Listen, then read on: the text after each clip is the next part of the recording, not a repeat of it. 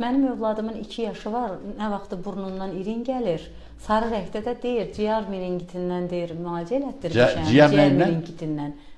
Meningit yazılmışdı. Ciyər meningit ola bilməz, ciyərdə meningit beyində olur. Belə bir şey yazmışdı. Yəni, uşağın davamlı burunun axmasının səbəbi nə ola bilər ki? Uşağın burunun axmasının səbəbi odur ki, uşaqda adenoid var, ya boğazı var, o uşaqda revmatizm olacaq gələcəkdə.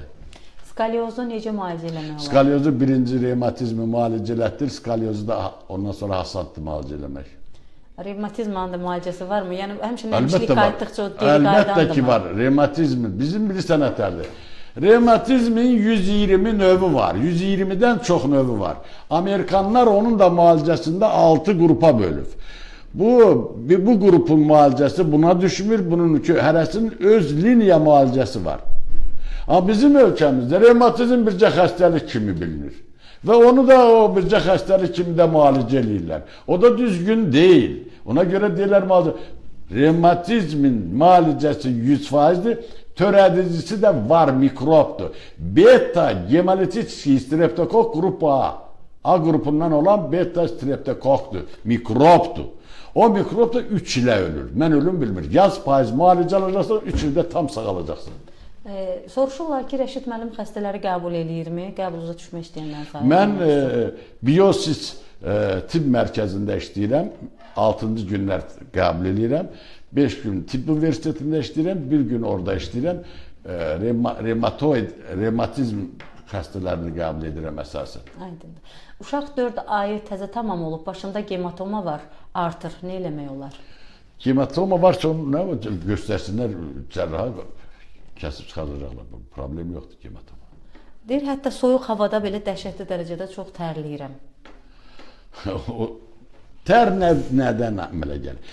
Tərin birinci səbəbi, əgər durduğu yerdə tərləyirsə, bu adamın böyrəyi xəstədir. Xəstə deyəndə ola bilər, adicə duz var böyrəkdə. Duz yaxşı qoymur süzməyə və nəticədə böyrək yaxşı deməndə tər vəzləri böyrəklərə köməkçi bir vəzdir. O, neyinir? Tərlə çıxardır onları. Amma bir də var, revmatizmin tərləməsi var, ayaqlar bumbuz olur, o ayrı tərdir var. Çox şeydə tərlər, amma əsasən böyrək mənşəli tərlər. Osteoxondroza zəli yardım eləyirmi? Belə bir sual var. Osteoxondroz, bax dedim ki, 120 növ var, onun bir də osteoxondrozdur. Yəni onu da törədən mikrobdur. Bizdə deyirlər, bel qrijası var. Gün buranı operasiya elətdirir, sabah ikisində olur ondan yuxarıdakı. Elə bir sual da onda var idi ki, bu bel qrijaları son vaxtlarda bəli, onun hamısını törədən, bu revmatizm bunu törədən mikrobdur, qurban olmuşsa. Mikrob, oynaqların, bax, bu revmatizmdə hara zədəlir? Oynaqların qığırdaqlarına toksin ifraz edir, oran zədəlir, bədəndə olan duzlar oraya yığılır və bir tərəfini fəqərəni qaldırır və sürüşdürür və skalyoz əmələ gətirir, osteoxondroz əmələ gətirir və revmatizmin, mikrobun törətdiyi nədir, haradır? Ən birincisi, revmatizmin törətdiyi boğaz ağrıyır, burunda çirk gəlir, dişdə ola bilər o, əzələ oynaqda ağır ola bilər, ürəkdə ilk başlayanda ürəyi 3 aydan, 2 aydan 1 saniyəli, 2 saniyə ağrıyar gedər, bu deməli revmakardit verir, beyin revmatizm var. Bizim insanlar çox bilməlidirlər. Bir deyirsən, uşaq gözlərini belə-belə qırpır. Bu elə bilir ki, bu onu nevropatolog aparır. Xeyr, o revmatizmdir. Ona Malaya xareya deyirlər, bir deyirsən, bir çiyini belə turulur, ayağını durduğu yerdə belə-belə oynadır yerində. Bunların hamısının səbəbi revmatizmdir, xanım. O, beyin revmatizmi verəcək. İnsanların psixologiyası pozulacaq. Mənim yanıma xəstələr gəlir. Beyin revmatizmi olurmu? Tarı da. Mən demirəm, bu dəlilərin çoxunun xarakterləri öydə yola getmirlər.